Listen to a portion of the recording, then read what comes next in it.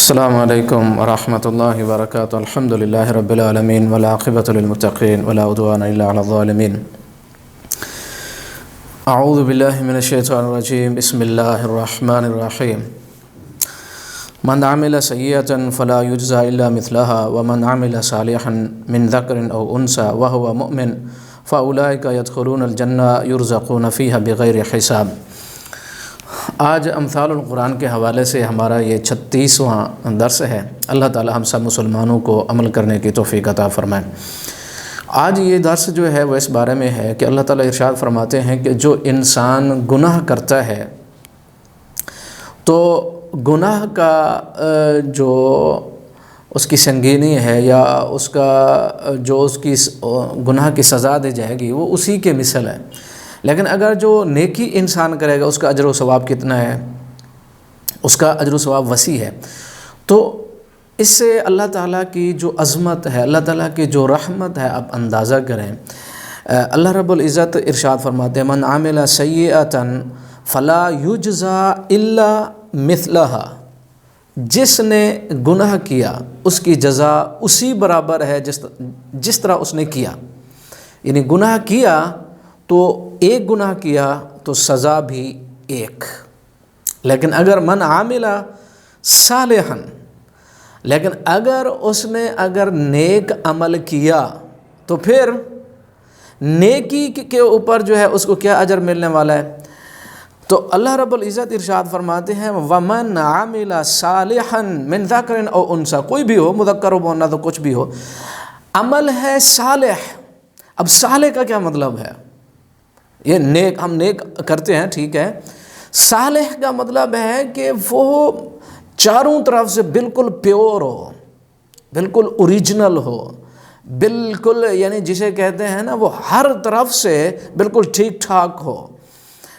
جس طرح ہم مطلب سپیئر پارٹ کسی گاڑی کے لیتے ہیں اور وہ سپیئر پارٹ جو ہے وہ گاڑی کا پرزر جو ہے وہ یہ نہیں ہوتا کہ ایک طرف سے ٹھیک ہو اور دوسری سائڈ سے کیا ہو، ڈیمیج ہو، نہیں، بلکہ ہم جو ہے وہی پرزہ لگاتے ہیں جو بالکل ہر طرف سے ٹھیک ٹھاک ہو۔ من عامل صالحا، صالح عمل کرے، بالکل نیت اس کی ٹھیک ٹھاک ہو۔ اب نیت کا آپ دیکھیں، آپ اندازہ کریں نیت کا کتنا وزن ہے۔ پیور ارادہ، مقدس سوچ، پاکیزہ ارادہ، اس کا بہت بڑا وزن ہے، بہت بڑا وزن ہے۔ جس طرح اللہ کے رسول صلی اللہ علیہ وسلم ارشاد فرماتے ہیں انما الاعمال بالنیات، اعمال کا دار و مدار جو ہے وہ نیت کے اوپر ہے۔ تو جس طرح علماء محدثین نے اپنی کتاب، امام بخاری رحمۃ اللہ نے اپنی کتاب کی ابتدا ہی اس حدیث سے کی، اور بہت سارے محدثین نے اپنی کتابوں کی ابتدا ہی اس حدیث سے کی ہے، اور امام شافعی رحمۃ اللہ علیہ ارشاد فرماتے ہیں یہ تو ایک تہائی علم ہے، اور فقہ کے 70 ابواب کے اندر یہ حدیث آ سکتی ہے۔ انما الاعمال بالنیات، یعنی ارادے کا نیک ہونا، ارادے کا صاف ہونا، ارادے کا ستھرا ہونا، پیور ہونا اور مقدس ہونا، صاف اور ستھرا، بندہ دل اور دماغ کا پاک اور صاف ہے، اس کا وزن ہے۔ سوچ ستھری ہے نا، پاک ہے، وزن ہے، اس کا بہت وزن ہے۔ امام احمد بن حنبل رحمۃ اللہ علیہ ارشاد فرماتے ہیں، بلکہ بعض علماء تو یہ کہتے ہیں کہ پاکیزہ سوچ، نیت کا صاف ہونا آدھا علم ہے، آدھا علم ہے پاکیزہ سوچ۔ امام احمد بن حنبل ارشاد فرماتے ہیں کہ اسلام کی بنیاد 3 احادیث کے اوپر ہے۔ کون سی ہیں؟ سنیں، انما الاعمال بالنیات، دوسرا من احدث فی امرنا ھذا ما لیس منہ فہو رد، تیسرا ان الحلال بین و ان الحرام بین۔ اور عبد الرحمن بن مہدی رحمۃ اللہ علیہ وہ ارشاد فرماتے ہیں کہ اگر میں کوئی کتاب لکھتا تو پھر میں کیا کرتا کہ ہر کتاب اور ہر باب کی ابتدا کے اندر اس حدیث کو میں لاتا۔ کون سی؟ انما الاعمال بالنیات۔ میں اگر یہ کہوں، ہم مسلمان ہیں،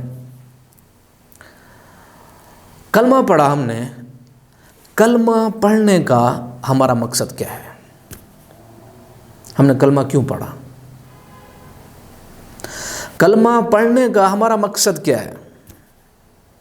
ہم نے کلمہ پڑھا کیوں؟ ہم کیا چاہتے ہیں؟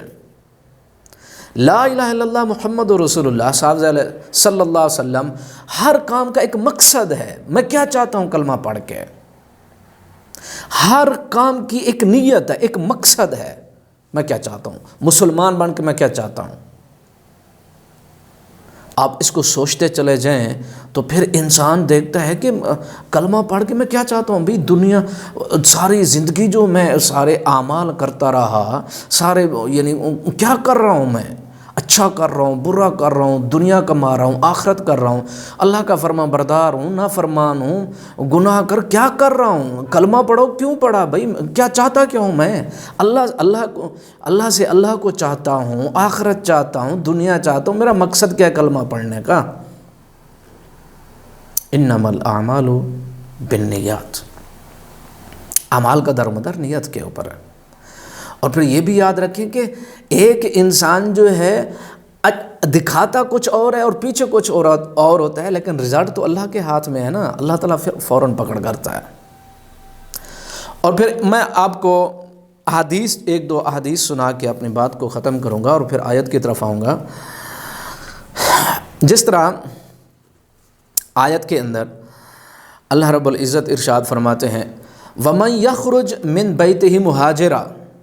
ایک انسان اپنے گھر سے نکلا ہجرت کی نیت سے اللہ و رسول ہی، اللہ اور اس کے رسول کی طرف ہجرت کرتا ہے. ثم یدرکہ الموت، اس کو موت لے لیتی ہے، پکڑ لیتی، موت آ گئی، فوت ہو گیا.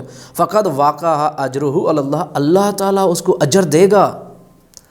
اللہ تعالیٰ کے ہاں اس کا اجر ثابت ہے. نیت کر لی نا، بس بات ختم. مسلمان کو کیا چاہیے؟ ارادے صاف ہوں، بس رزلٹ اور نتائج وہ اللہ تعالیٰ کے ہاں. مسلمان کے ارادے اور سوچیں پاکیزہ ہوں، عمل کرے، رزلٹ اور نتیجہ میرے رب کے پاس، بس پھر چھوڑ دے. لیکن کیا ہے؟ اندر صاف ہو، نیت پاک ہو، ارادے پاکیزہ ہوں، جذبے پاک ہوں. اللہ کے رسول صلی اللہ علیہ وسلم ارشاد فرماتے، مرفوع حدیث بخاری اور مسلم کی جو حدیث ہے، مرفوع حدیث ہے، اللہ کے رسول صلی اللہ علیہ وسلم ارشاد فرماتے ہیں اذا مرض العبد، بندہ بیمار ہو گیا، دیکھیں اللہ تعالیٰ کی رحمت دیکھیں. او سافر کتب له ما كان يعمل صحیحا مقیما، بندہ بیمار ہو گیا یا اس نے سفر کیا، اس کے لیے وہی اجر لکھ دیا جاتا ہے جو اجر صحیح ہوتا ہے، مقیم ہوتا ہے، جو عمل کرتا ہے وہی اجر اس کے لیے لکھ دیا جاتا ہے.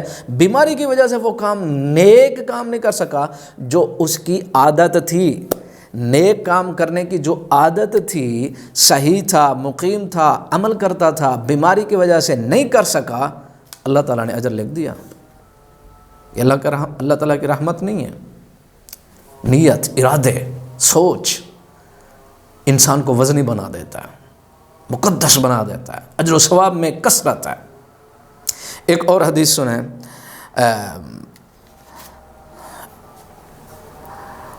بلکہ میں آیت کی طرف آؤں گا. اللہ رب العزت ارشاد فرماتے ہیں وَهُوَ مُؤْمِنٌ فَأُولَٰئِكَ يَدْخُلُونَ الْجَنَّةَ، وہ جنت میں داخل کر دیے جائیں گے. یرزقون فیہا بغیر حساب، اور ان کو بغیر حساب کے رزق دیا جاتا ہے. ارادے صاف ہوں، پاکیزہ ہوں، مطہر ہوں، اللہ تعالیٰ کے ہاں ان کے درجات کا کوئی حساب ہی نہیں ہے. اللہ تعالیٰ عمل کرنے کی توفیق عطا فرمائے. وما علینا الا البلاغ المبین.